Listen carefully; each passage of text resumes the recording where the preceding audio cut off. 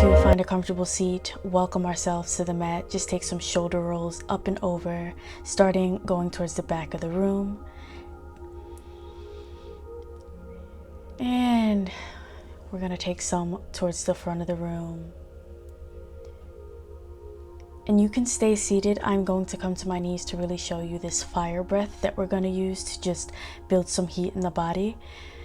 You are inhaling and exhaling at the same pace, in through the nose, out through the nose. So,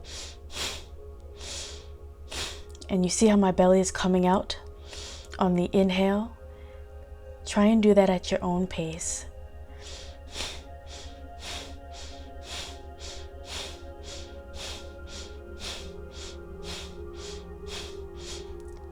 Beautiful job, guys. And we're going to come to hands and knees to get started today. Just finding a little movement in the spine, waking up that spine, cat and cow here, once again at your own pace. And you're welcome to keep your inhale and your exhale in through the nose and out through the nose here if you'd like. But just take it a little slower. So rounding as you look towards the mat and press away. And as you exhale, looking towards the sky.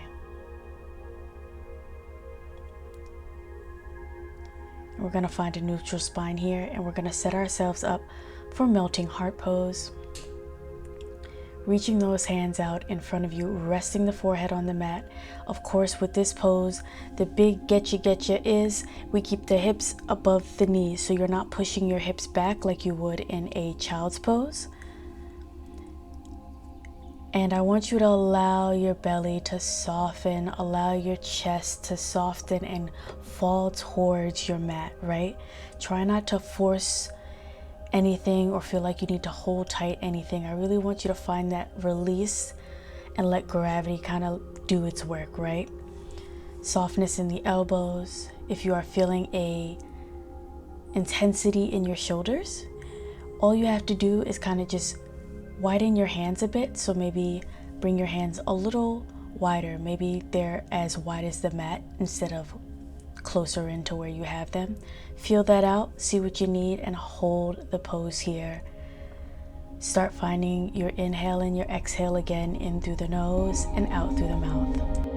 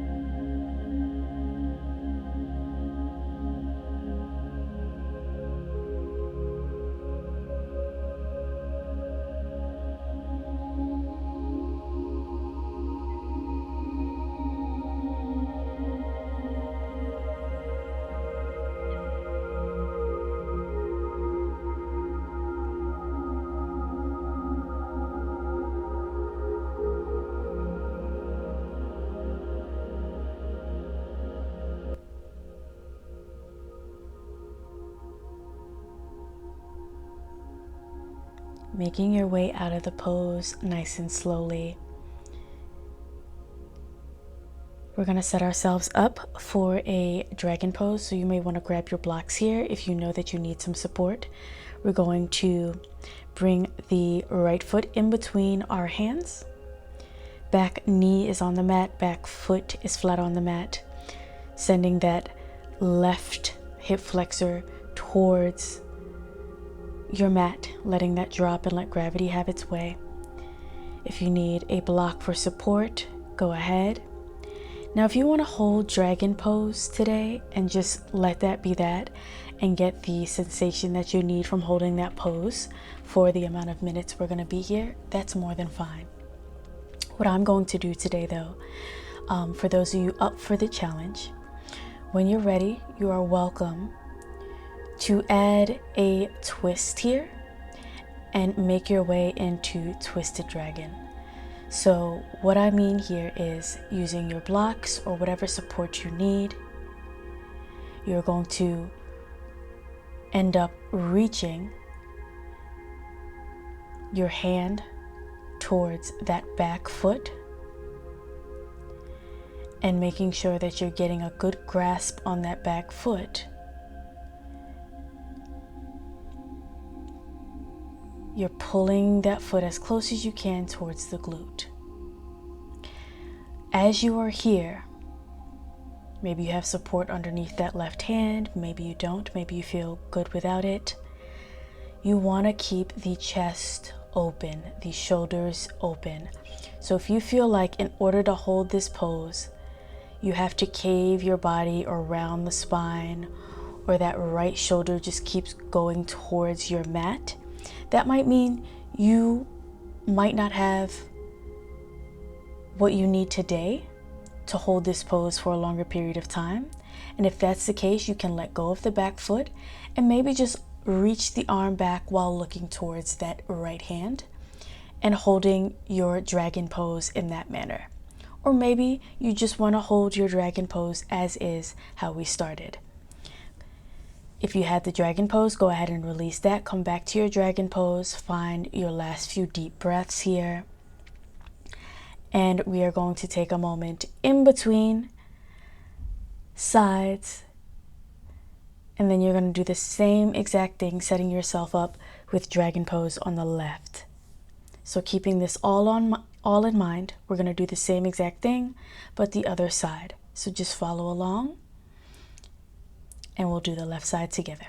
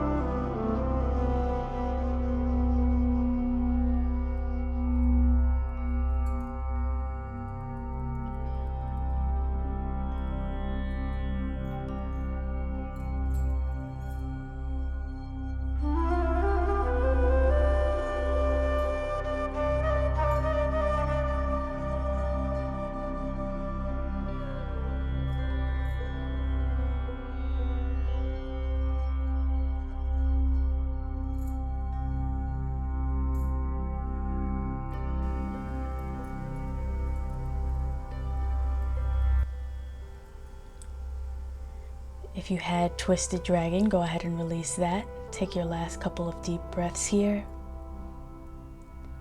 And come out of your pose. Give yourself a moment. If you need to shake out your hips, if you need to come into downward facing dog and walk the dog a bit, do what your body is calling for.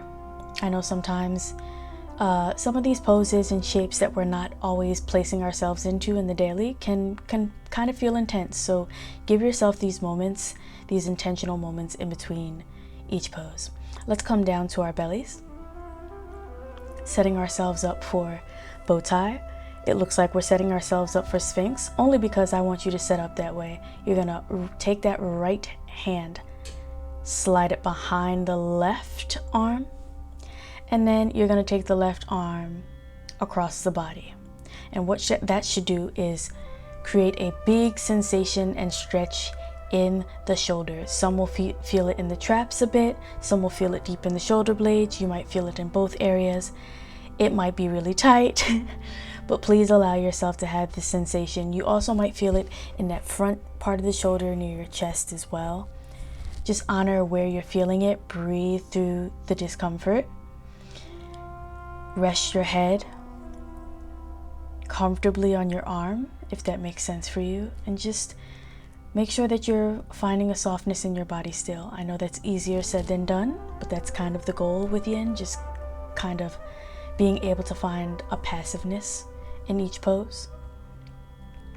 So that means if you're clenching your glutes or clenching your feet or tightening your calves, start to notice that. And when you exhale, see if you can send breath towards those areas and let go of that tension as you're holding your pose.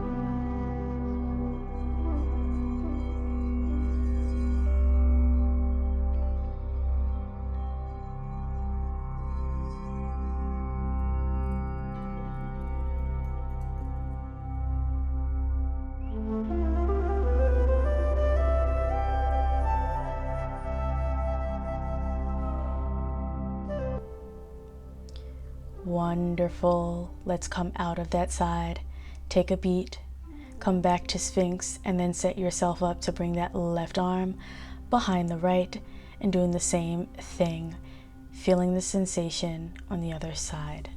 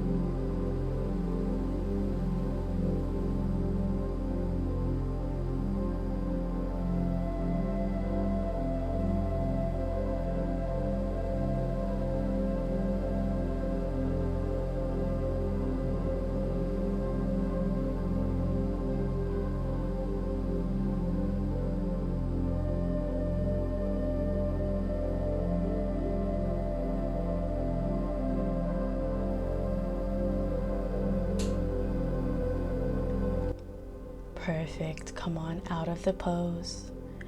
We're gonna make our way onto our backs, grabbing our blocks, setting ourselves up for a nice supported fish pose, opening up the body, the chest, the area we actually were kind of just working on, making sure that you have your setup where you can rest your head on the top block and the center of your back, your spine is resting on your second block.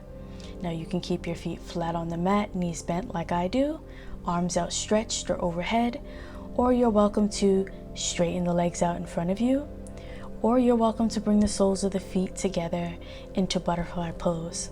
Do whatever your body calls for today. Just make sure that you are able to hold the pose.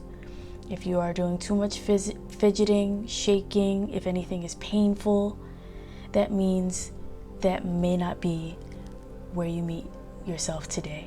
We want to be able to find a stillness within our pose while still being able to get a good sensation out of the shape.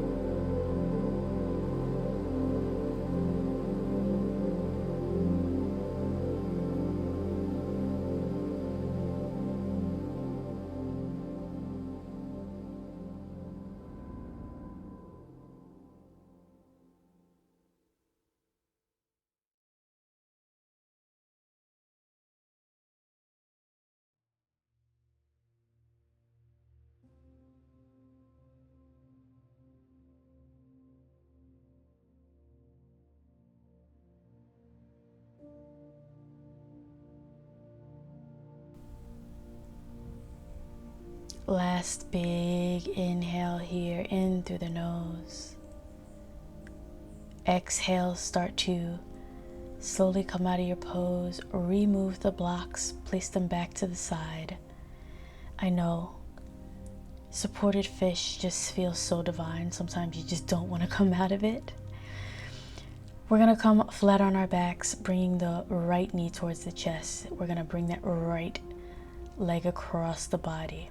Boom, you have that done. Straighten out that leg on the right. You can grab your calf, your ankle, maybe a bit of your thigh. And then we're going to come into cat, pulling its tail. So what that means is that bottom left leg, you're grabbing that foot with the other hand. And you should feel like you're going into basically like a hip flexor or a quad stretch. So you're getting like two stretches in one, a twist, and you're also pulling that back foot towards your glute and opening up that chest. So all while you're doing this, you're trying to make sure that you're not bringing that right shoulder off the mat.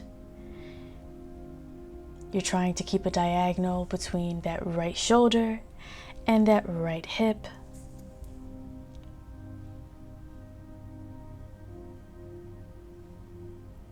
You have one hand reaching for that right ankle, right calf, right behind the knee, behind your thigh, wherever you can reach.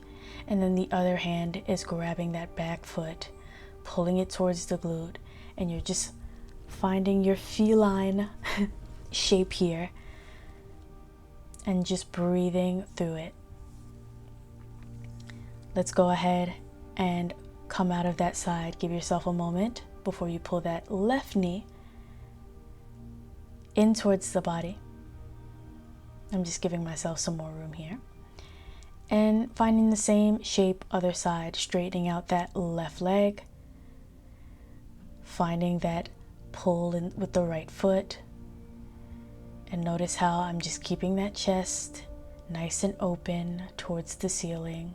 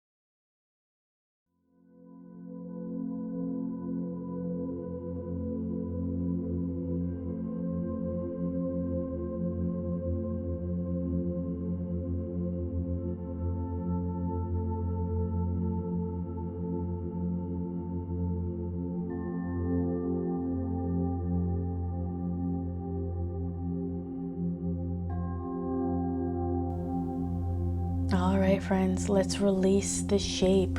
We are no longer feline shaped anymore. We are coming into Savasana. Take as much space as you want. If you want to bring the arms above head, if you want to bring the arms super wide and away from the body, you can. If you want to really spread out the legs, you can. And just start to check in with your body. How does it feel?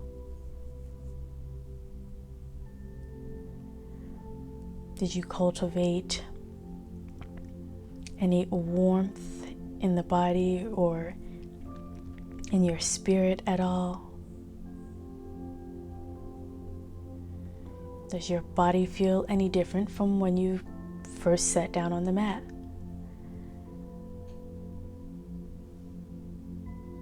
This time is to just honor what you're feeling, honor the energy that you've created and cultivated, and just allow everything to be as it will be in this moment.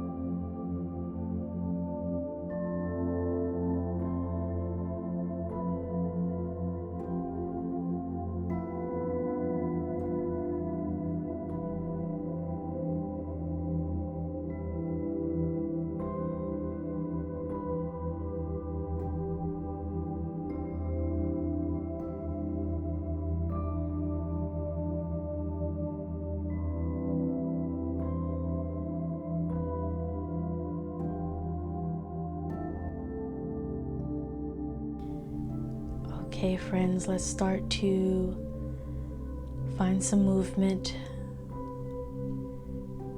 Find your yawn, find your overhead stretch, whatever you need in this moment. Pull the knees towards the chest for a moment. Maybe you want to rock side to side, give your back a little massage. And we're gonna roll up as many times as you need. Get yourself up to a nice seated position. I gotta fix my fro. It can flatten out when I'm on the mat.